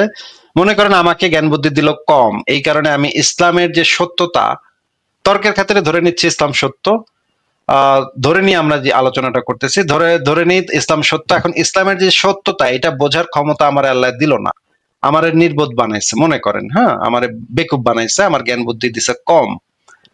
And জ্ঞান বুদ্ধি কম দিয়া উফ, নির্ধারণ করে রাখছে, আগের হাদিসে আমরা আবার যাই, আগের হাদিসে দেখেন এখানে বলা আছে নির্ধারণ করে রাখছে আমি নাকি দুর্ভাগ্যবানদের অন্তর্ভুক্ত, এই কারণে আমি ইসলামের সত্যতা বুঝতে না পাইরা আল্লাহ এবং নবীরে গালিগালাজ করতেছি, মনে করেন লাইভে বৈশা বৈশা সারাদিন গালিগালাজ করি আল্লাহ এবং নবীরে। তাইলে আপনি একটু আমাদেরকে বলেন যে এই কাজের জন্য কে দায়ী? আর এই কাজ মানে এটা তো এইভাবে বলা সম্ভব না, তবে হাদিসগুলো ভাই ব্যাখ্যাটা ভালো করে বুঝতে হবে, আমাদের ভালো করে পর্যবেক্ষণ করতে হবে। হাদিসের হাদিসে বর্ণনাকারী, রাবি, তারপরে হাদিসে মুহাদ্দিস, কোন হাদিসে মুহাদ্দিস এটাকে সনদ দিয়েছে, এটা আমাদের জানতে হবে। হাদিসটা পড়ে আপনি কি বুঝতে পারতেছেন? এই হাদিসটা পড়ে আমি যেটা বুঝতেছি, আমি আপনাকে আগেও বলেছি, আবার বলছি যে আল্লাহ আহ মানে সবকিছু আগে থেকে নির্ধারণ করে রেখেছে, যারা সৌভাগ্যবানদের অন্তর্ভুক্ত তারা ভালো কাজ করবে, এবং যারা দুর্ভাগ্যবানদের অন্তর্ভুক্ত তারা মন্দ কাজ করবে। আচ্ছা, কিছু করার আগেই আল্লাহ পাক কেমনে, কিছু তো এখনো করে নাই, হ্যাঁ, তা করার আগেই কিভাবে নির্ধারিত করে রাখে এই জিনিসটা যে কে সৌভাগ্যবানদের অন্তর্ভুক্ত আর কে দুর্ভাগ্যবানদের অন্তর্ভুক্ত? এখনো কারণ তো ভাই, তিনি সবকিছু জানেন, তিনি সর্বশক্তিমান। তার মানে তো তার মানে জানাটা তো কখনো মিথ্যা হইতে পারে না, তাই না? হ্যাঁ, তাহলে তার জানাটা যদি কখনো মিথ্যা না হয়, তাহলে এই মানে ফাইজলামির অর্থ কি ভাই? মহাবিশ্ব বানাইয়া এই আমাদের পাঠাইয়া আল্লাহ এবং নবীরে গাইল খাওয়ানো, এই ফাইজলামিটার অর্থ কি ছিল? আল্লাহ তো জানতো যে আমি আল্লাহ এবং নবীরে গাইল পারমু, জানতো না? হ্যাঁ, অবশ্যই।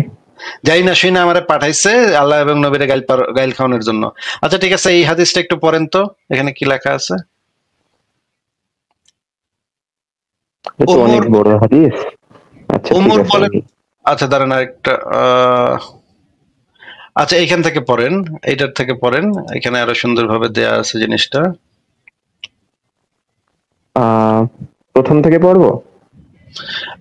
আপনি এই যে আমি একদা আমি রাসূলুল্লাহকে এই আয়াত সম্পর্কে জিজ্ঞেস করি, জবাবে এখান থেকে পড়েন।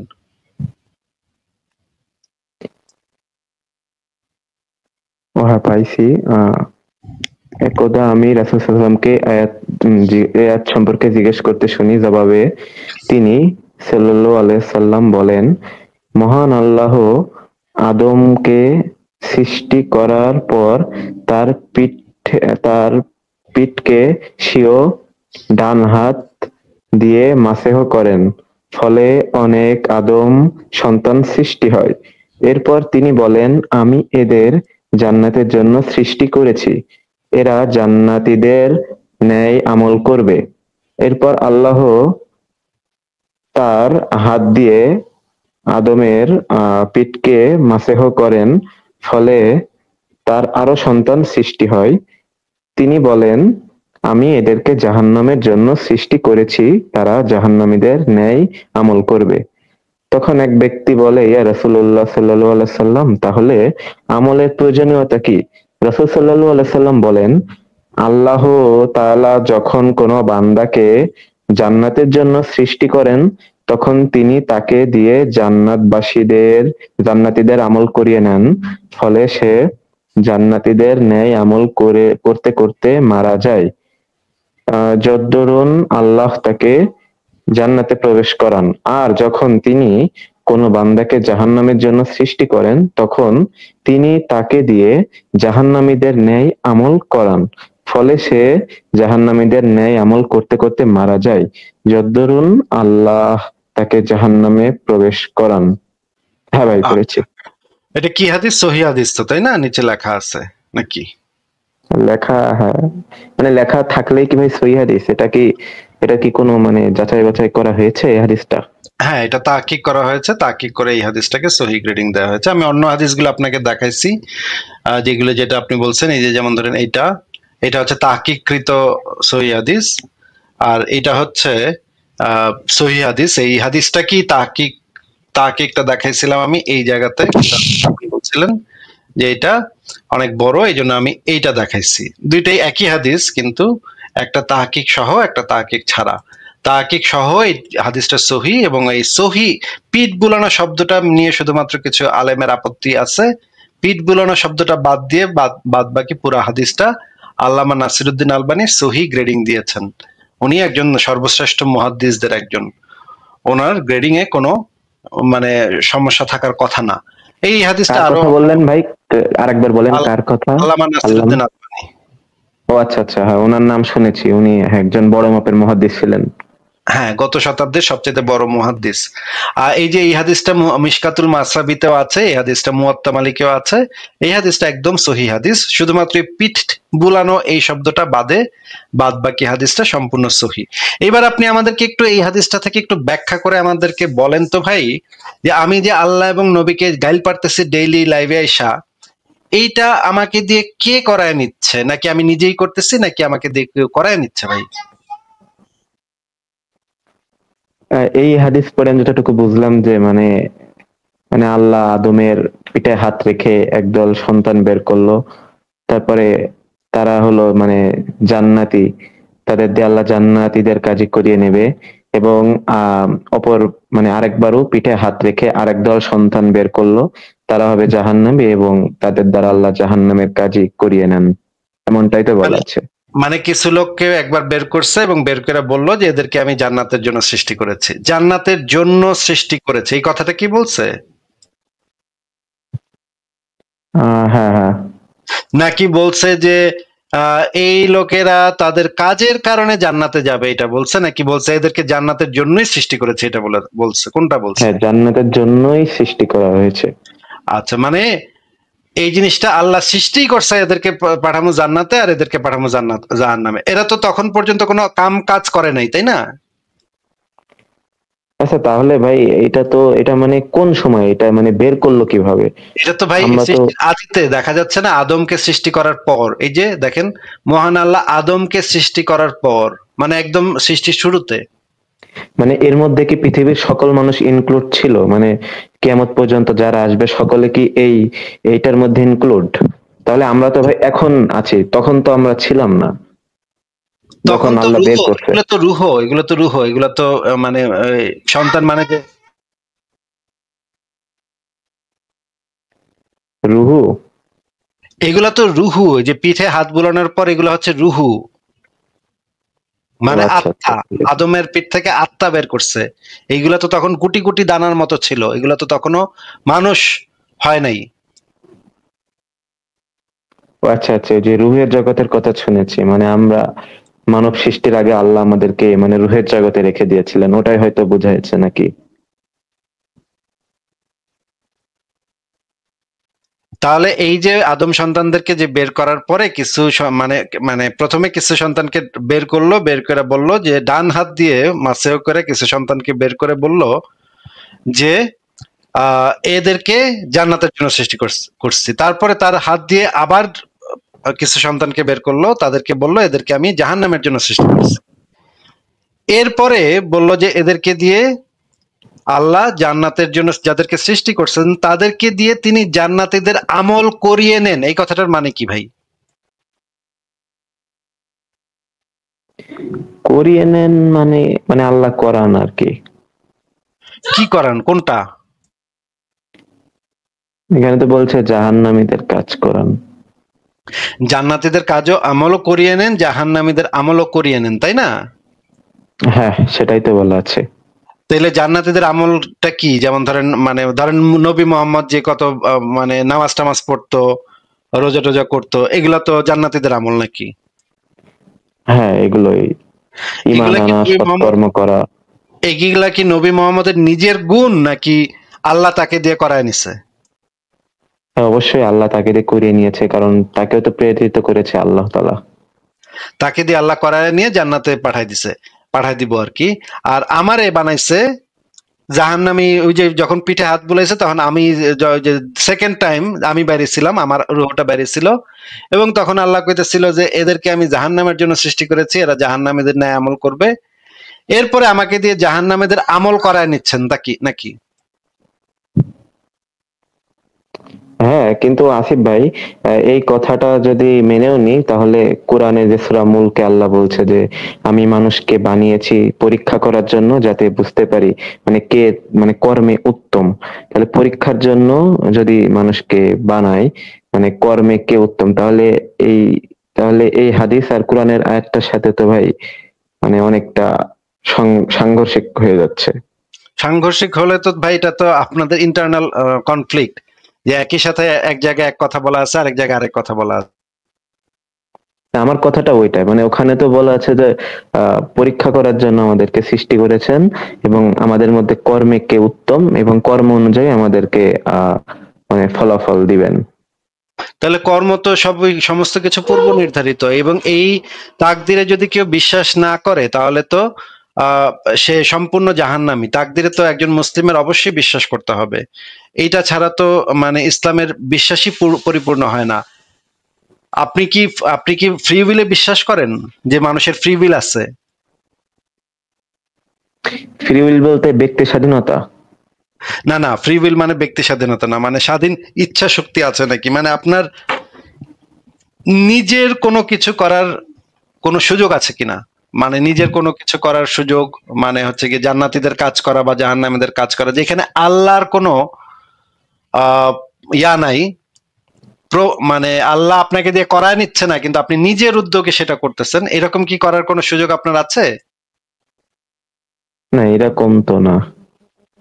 তাহলে তো ভাই এটা পরীক্ষার মানে কি হইলো? আমি তো এই পরীক্ষার এটা তো একটা ফাইজলামি মার্কা পরীক্ষা হবে ভাই, পুরাই ফাইজলামি মার্কা পরীক্ষা হবে। আচ্ছা, আপনাকে আমি একটা জিনিস জিজ্ঞেস করি, যে পরীক্ষা মানুষ কেন দেয় সেটা একটু বলেন তো। হ্যাঁ, পরীক্ষা দেয় কারণ সে মানে যদি আমরা এই যে ক্লাসের পরীক্ষার কথাগুলো বলি, একটা স্টুডেন্ট কি পরিমাণ পড়াশোনা করছে, কতটুকু জানছে বুঝছে, ওইটা পরীক্ষার মাধ্যমে যাচাই বাছাই করা হয়। না, পরীক্ষাটা দেওয়া হয় যেন আপনি আপনার যে ভবিষ্যৎ যে জীবন, ভবিষ্যৎ যে আহ মানে মনে করেন এক জায়গায় আপনি চাকরি করলেন বা ব্যবসা করলেন, যেটাই হয়, আপনার যে ভবিষ্যতের যে জীবনটা আছে আপনার, সেই জীবনে যেন আপনি এই জিনিসগুলাকে কাজে লাগাইতে পারেন, সেই কাজে লাগানোর জন্য এই জিনিসগুলো আপনি পড়ালেখা করছেন কিনা সেই জিনিসটা টেস্ট করা হয় পরীক্ষার মাধ্যমে, তাই না ভাই? হ্যাঁ, হ্যাঁ, এটা মনে করেন একদিন আপনি মনে করেন একটা জিমে আপনি এক্সারসাইজ করেন, এবং একদিন একটা পরীক্ষা নিল তারা।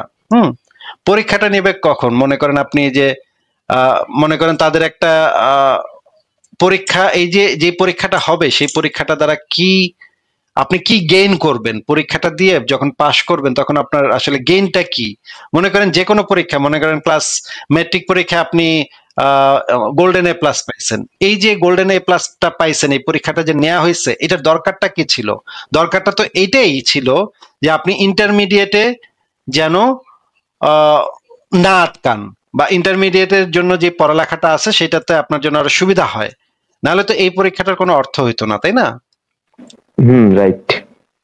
মনে করেন তারপরে হচ্ছে কি আপনি অনার্স করছেন, মাস্টার্স করছেন, সব জায়গাতেই পরীক্ষা দিচ্ছেন, কারণ হচ্ছে আপনি আপনার কর্মজীবনে যেন এই জিনিসগুলোকে কাজে লাগাতে পারেন, সেটার জন্যই তো পরীক্ষাগুলো নেওয়া হয়। মানে কর্মজীবনটা হচ্ছে এখানে মেইন উদ্দেশ্য, যেই সেইটাকে সেইখানে যেন আপনি ঠিকভাবে অ্যাডজাস্ট করতে পারেন, ঠিকভাবে কাজ করতে পারেন, সেইটার পুরাটা মানে প্রশিক্ষণটা আপনার হয় ছাত্র জীবন পুরাটা সময় আপনি আপনার কর্মজীবনে কি করবেন না করবেন সেই জীবনটা, সেই জিনিসটা আপনি নির্ধারণ করেন ছাত্র জীবনে, সেই জিনিসটা প্র্যাকটিস করেন এবং সেই জিনিসটা আপনি বারবার পরীক্ষা দিয়ে নিজেকে আরো শুদ্ধ করে নেন, তাই না? অবশ্যই। কিন্তু পৃথিবীর বিভিন্ন দেশে আপনি জানেন কিনা যে পরীক্ষা সিস্টেমটা কিন্তু পৃথিবীর বিভিন্ন দেশে উঠে যাচ্ছে। আপনি কি এটা জানেন যে বিভিন্ন দেশ আছে, সভ্য দেশ যেগুলা, সেখানে স্কুলে, বাচ্চাদের স্কুলে পরীক্ষার সিস্টেম প্রায় উঠে গেছে, এখন তো এরকম কোনো পরীক্ষার সিস্টেম নাই, জানেন আপনি এটা? হ্যাঁ, এগুলো মোটামুটি জানি। মানে আমাদের বাংলাদেশের শিক্ষা ব্যবস্থা খুব একটা ভালো না, তবে সভ্য দেশগুলো যেগুলো আছে, ওয়েস্টার্ন কান্ট্রি, ওগুলোর শিক্ষা ব্যবস্থা অনেক ভালো এবং ওদের পরীক্ষাগুলো মানে আমাদের দেশে যে পদ্ধতিতে নেওয়া হয় ওদেরটা একটু ডিফারেন্স। হ্যাঁ, তার মানে হচ্ছে তারা যেভাবে মনে করেন আমার ছেলেকে আমি পরীক্ষা নিতেছি, সেটার তো একমাত্র কারণ এটা হইতে পারে, মনে করেন আমি তাকে একটা ম্যাথমেটিক্স শেখাইলাম, মানে 1 থেকে 1000 পর্যন্ত লিখতে শিখাইলাম, তারপর আমি তাকে একটা পরীক্ষা নিলাম, তুমি একটা খাতায় লেখো 1 থেকে 1000, তারপর সে 1 থেকে 1000 লিখলো, লিখা পারলো। আমি এটা তাকে কেন শিখাইলাম এবং পরীক্ষাটাও বা কেন নিলাম? কারণ হচ্ছে সে যেন যখন স্কুল টুল পাশ করবে বা যার ভবিষ্যৎ জীবনে যখন সে যাবে, সে যেন উপরের ক্লাসে যাইতে পারে, এটা হচ্ছে 1 নম্বর কথা। 2 নম্বর কথা হচ্ছে সে যখন দোকানে টোকানে যাবে, দোকানে টোকানে গিয়ে যেন সে এই যে হিসাব নিকাশটা করতে পারে ঠিক মতো, 100 টাকার নোট দিলে সে যেন বাদ বাকি টাকা ঠিক মতো ফেরত আনতে পারে, মানে বাস্তব জীবনে এই জিনিসটার একটা প্রয়োগ সে ঘটাইতে পারে। এই জন্যই তো আমি পরীক্ষাটা নেই, তাই না? ঠিক আছে। তাহলে আল্লাহ যে আমাদেরকে পরীক্ষাটা নিতেছে, এই পরীক্ষাটার বাস্তব কোনো উপযুক্ত নাই আসলে। কারণ এই পরীক্ষাটার পরে তো আমরা জান্নাতে যাব, জান্নাতে গিয়ে হুল লাগাবো, আর জাহান্নামে যাব কেউ, জাহান্নামে গিয়ে পুরবো। এই পরীক্ষাটার তো বাস্তব কোনো প্রয়োগ নাই, তাহলে এই পরীক্ষাটার উদ্দেশ্যটা কি একটু বলেন তো?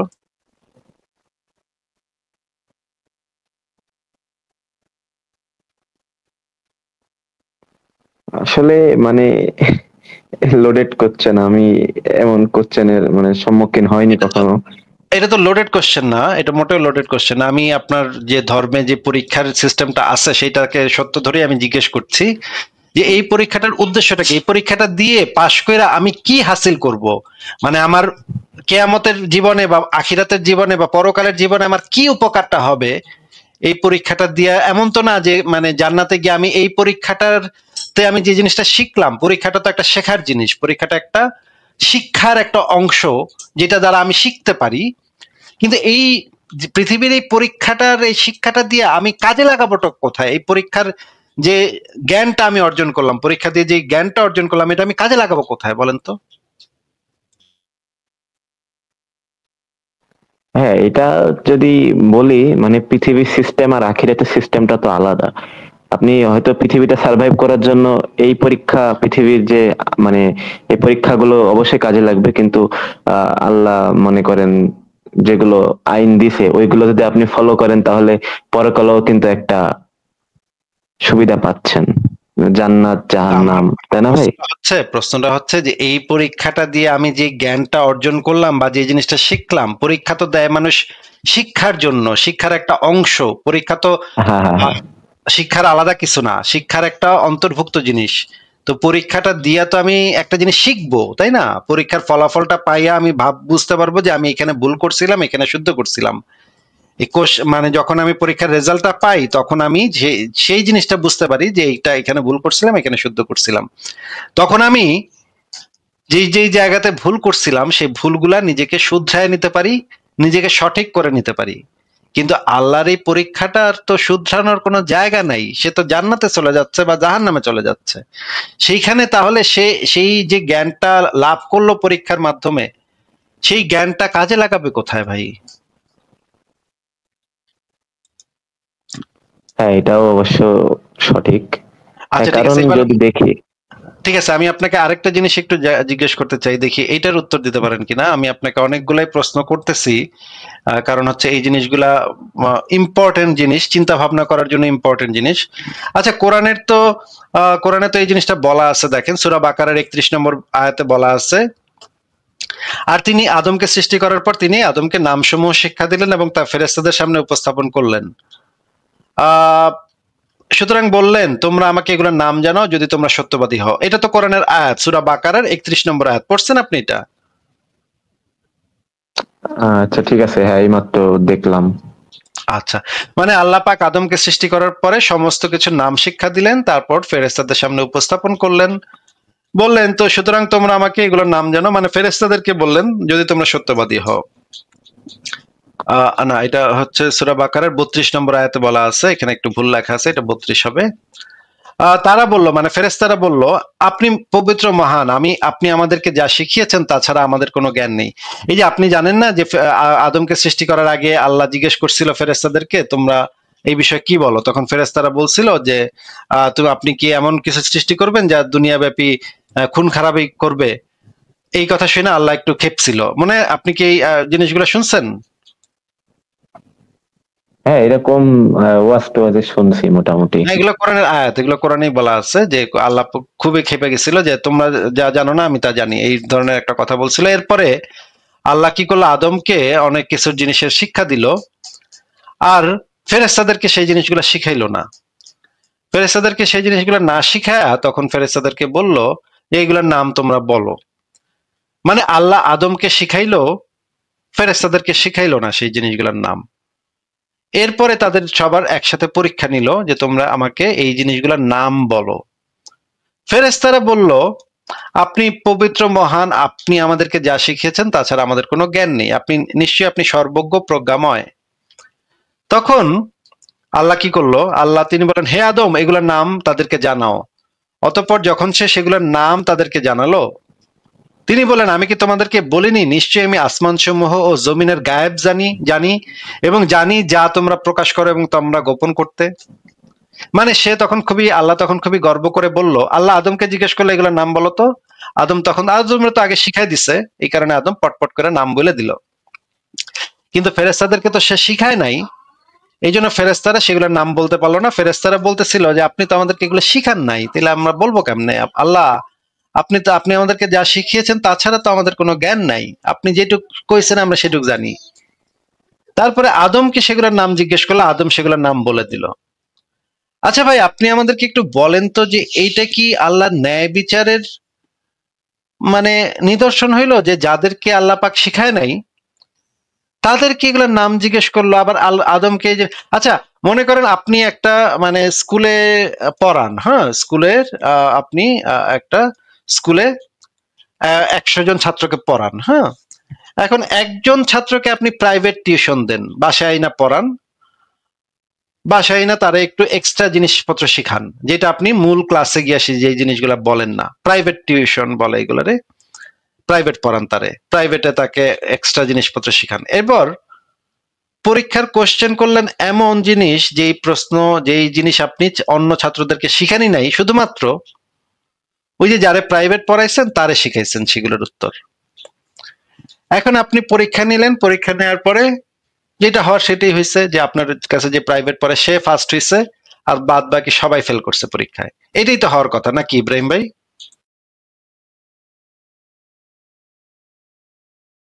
ইব্রাহিম একটু আনমিউট করে বলেন।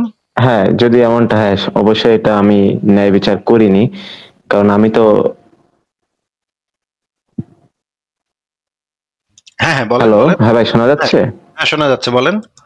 হ্যাঁ যদি মানে যাকে আমি টিউশনি করাই তাকে যদি আমি আগে থেকে সব বলে দিই এবং ক্লাসের অন্যান্য ছাত্রদেরকে সেটা না শেখাই, এবং আমার স্টুডেন্টটা যেটা মানে যাকে টিউশনি করাতাম সে যদি ফার্স্ট হয়, তাহলে অবশ্যই আমি অন্যদের সাথে অবিচার করেছি। তাহলে আল্লাহ যে এই কাজটা করলো, সবাইরে না শিখায় একজনের শিখাইলো,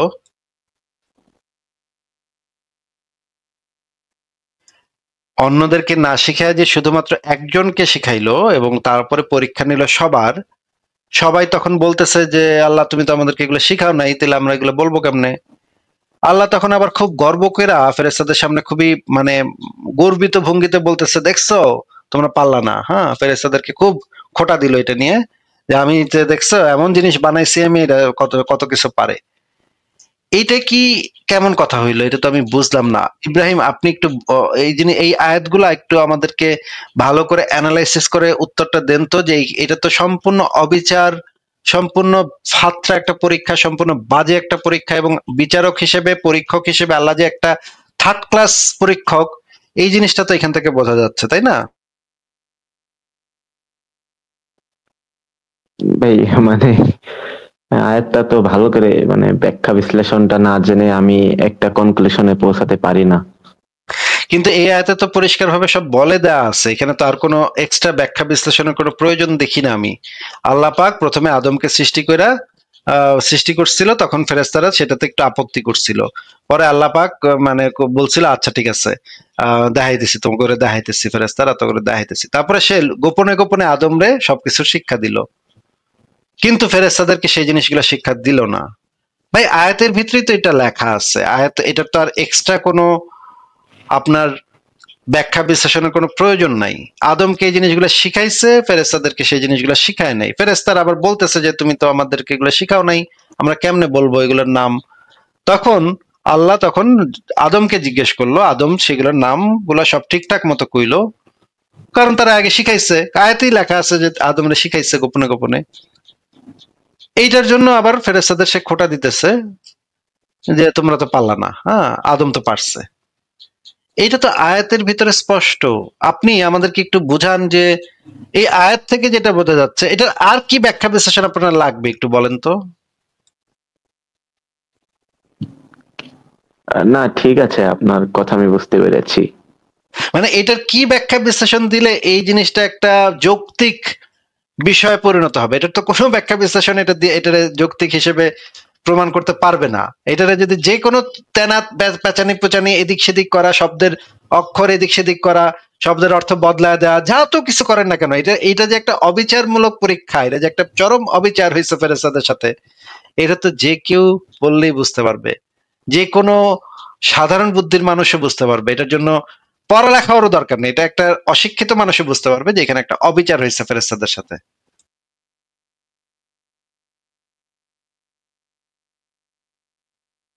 আচ্ছা ইব্রাহিম ভাই, আপনি কি অন্য ধর্মের ভিতরে যখন আপনি এই ধরনের গোজামিল বা এই ধরনের উদ্ভট জিনিসপত্র পান, তখনও কি আপনি ভাবেন যে আমার তো ব্যাখ্যা বিশ্লেষণ দেখন লাগবো, না দেখলে তো বুঝন যাইতেছে না যে এটা কি, নাকি শুধুমাত্র ইসলামের ক্ষেত্রে আপনি সবসময় ভাবেন যে ব্যাখ্যা বিশ্লেষণ দেখন লাগবো, দেখন ছাড়া বুঝন যাইব না, এটা কি কোনটা?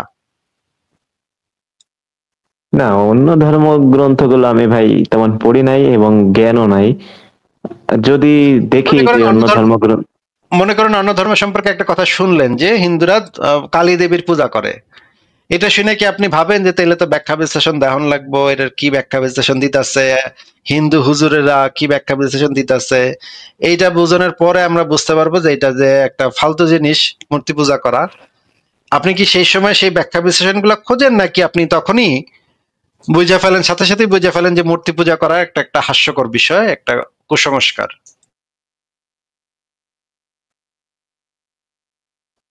হ্যাঁ অবশ্যই এটাই মনে করি যে এটা একটা কিন্তু কুসংস্কার, হাস্যকর বিষয়।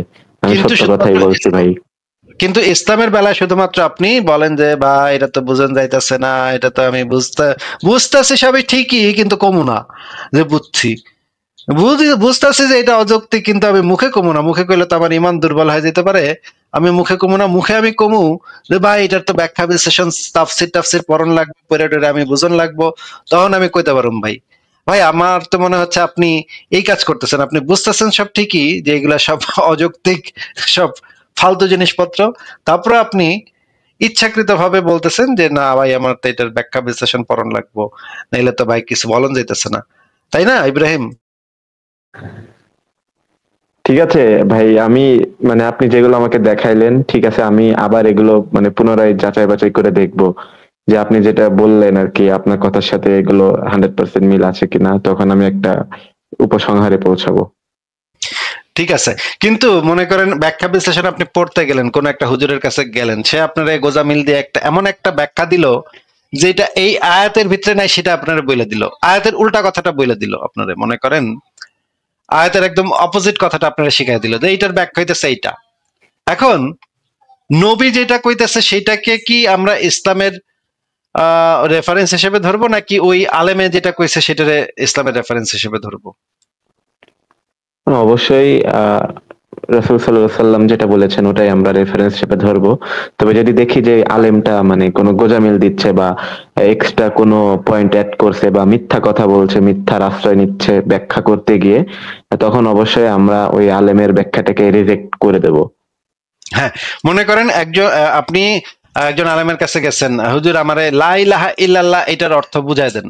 সে আপনারে এটার অর্থ বুঝাইতে পারে এইভাবে যে আল্লাহই একমাত্র ঈশ্বর বা একমাত্র ইবাদতের উপযুক্ত, এইভাবে নানা ব্যাখ্যা ট্যাখ্যা সে দিতে পারে। কিন্তু সে কিন্তু এই ব্যাখ্যা কখনো দিতে পারবে না যে আল্লাহ ছাড়াও আরো 3-4টা ইলাহ আছে। এই ব্যাখ্যা দিলে কিন্তু, এই ব্যাখ্যা যদি কেউ দেয় তাহলে কিন্তু এটা মানে যেই জিনিসটা নিয়ে আপনি ব্যাখ্যা করতে গেছেন সেটার বিপরীতে চলে গেল, তাই না? অবশ্যই। মানে ব্যাখ্যাটা হইতে হয় সবসময় যে জিনিসটার ব্যাখ্যা আপনি করতেছেন সেটার সাথে সঙ্গতিপূর্ণ। যদি সেটা উল্টায় দেয়, ব্যাখ্যাকারক যদি উল্টায় দেয় জিনিসটারে, যদি অপোজিটটা কয় যে না এটার ব্যাখ্যা হইতেছে এইটার উল্টাটা, ওইটা তো আর ব্যাখ্যা না, তাই না? জি।